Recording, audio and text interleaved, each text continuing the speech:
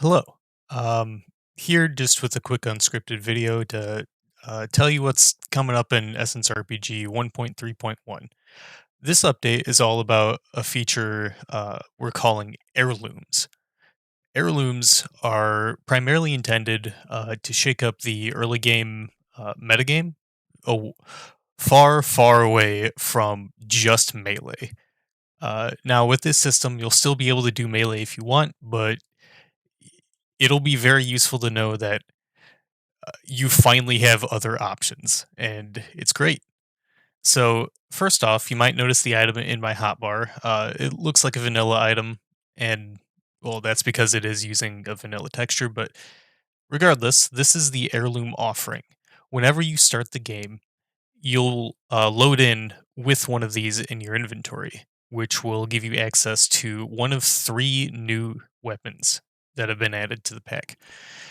And so when I go ahead and use the offering, I'll be prompted with a text menu to make a selection between ceremony, singe, or hunt. All of these are uh, essentially unique weapons. And so if I go ahead and make a selection, say singe, which is the one I want to talk about first, I think it's the most interesting. We go ahead and receive that. And notice our offering is gone. You can get another one. So if I just do the good old trigger level up, you'll notice that there's a new option here called the Heirloom Offering, and selecting it will remove 50 essence points of each type, assuming I have them. And if I don't, then I'm not able to purchase it yet. So when you make that choice in the early game, you have to stick with it for a little bit. Otherwise, it's pretty cheap. And so, what I want to talk about first here, we have Singe.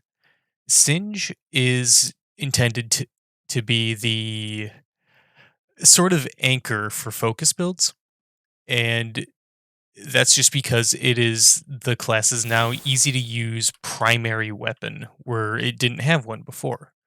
The closest thing it currently has are augmented fishing rods, and I just think that's a little bit goofy.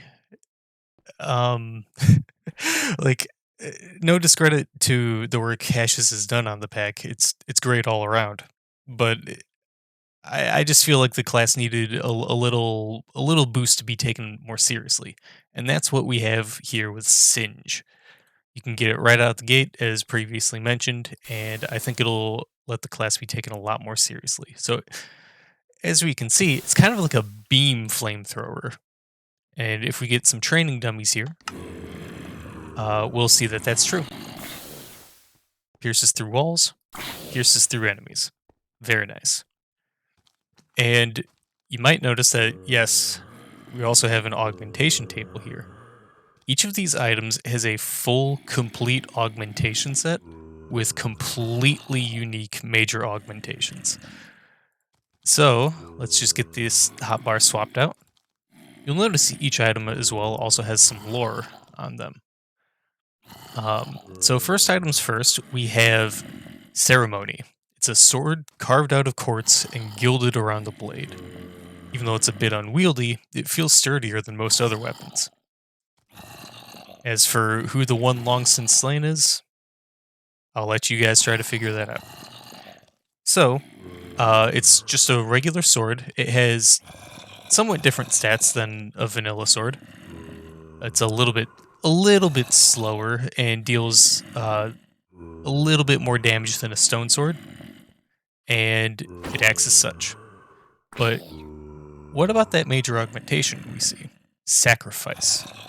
Um, this is a completely unique ability to the item. It's not a contextual ability. It's a right click ability. So if I go ahead and switch over to survival mode for better demonstration.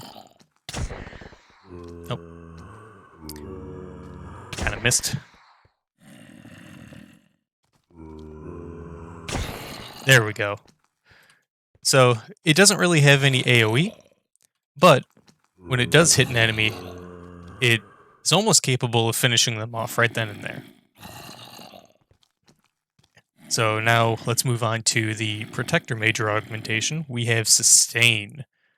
So spend a little bit of focus, and our hits now have Lifesteal. I think this one is particularly useful. And then lastly, we have Fleetfoot, which doesn't really need a training dummy, but regardless, it allows us to move faster than normal under the effects.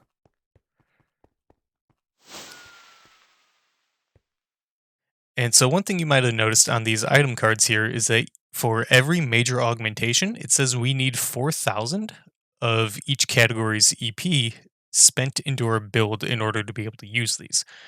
This is so we don't have overpowered items right out of the gate.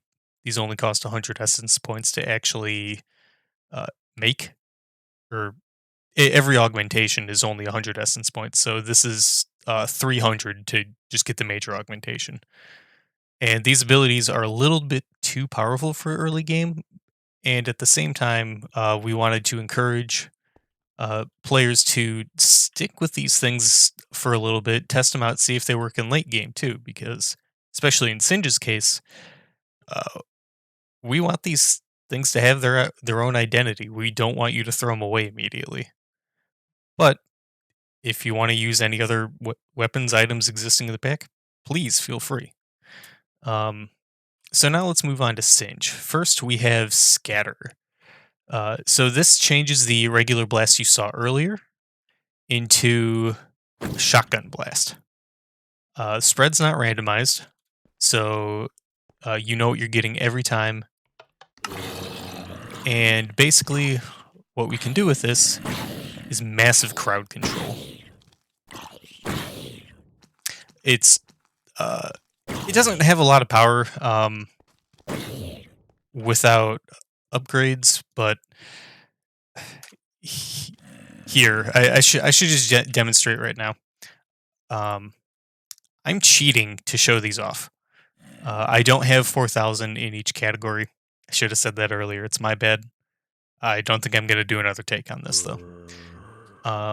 So I don't have any upgrades, and that's what it would look like if I didn't have anything in focus, but I still met the requirement to use it.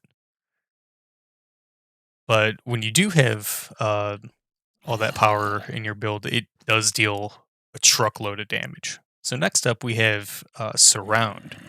So firing the weapon shields me and damages nearby enemies while protecting myself from fire damage.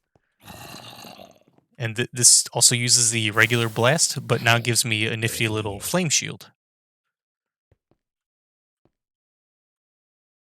And then next up we have Sunder, which borrows a little bit from the, as you can see I tested it over there, the Harvest empowerment. Because I can make stacks on enemies here, just like Harvest does. And now these guys are all debuffed. And then next up, we'll move on to Hunt, which gives us an option for using a bow and arrow in early game. The first major augmentation here. So just to be clear, this thing operates like a normal bow, shoots normal arrows. No statistical differences from a regular bow. First up here, we have Spike. So we punch enemies with the bow to make our next shot more powerful, and we get accompanying sound effects for doing that. I think it's pretty fun to use in practice, even though it doesn't really look like a whole lot that's special. Ward, on the other hand, gives us a completely unique arrow type, so when we fire it, demo it over here, spew and particle effects, and you might have just noticed that I got more armor for being in its radius. And that armor is lost when we exit the radius. We can get it back by entering it. Every arrow shot out of Ward cannot be picked back up. This is primarily to help with actually letting that radius stay there. This helps teammates, does not affect enemies, only you. Well, allies, I should say. And then last up, we have Expose. So, As it says here, this only works with spectral arrows. So if I go ahead and hold regular arrows in my offhand, doesn't work. Regular shots. But if I swap that out for a spectral arrow,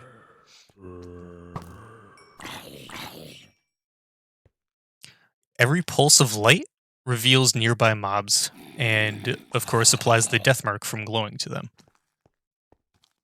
So uh, that's this update. Put a lot of work into it. We hope that these new weapons will be very nice, fun to use, shake up the early game meta, and be useful all the way up into late game.